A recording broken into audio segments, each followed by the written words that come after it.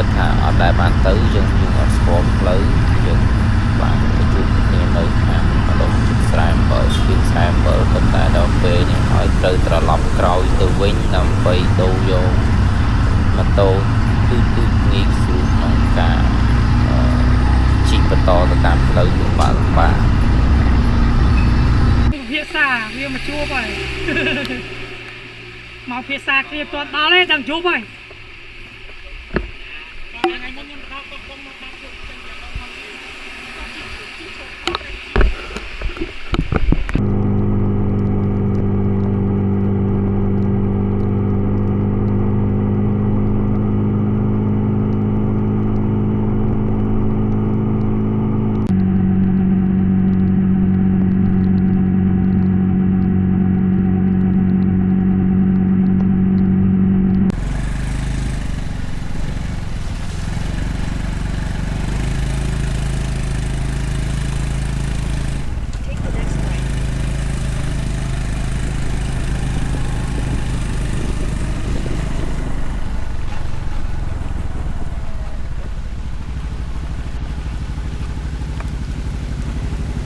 ភ្លើងទៅទីផាកមែន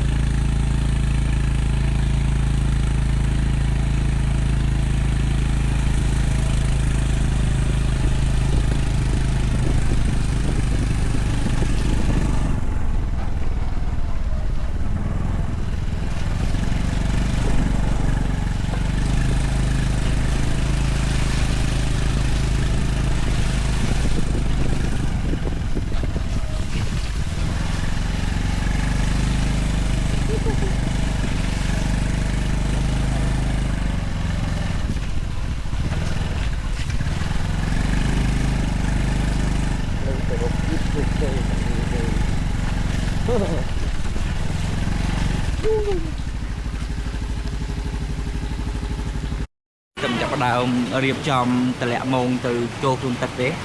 Đã lời mới tất bị hô khăn đó lên. Chà mà ốt mơ tụi ốc này ta mạch đại.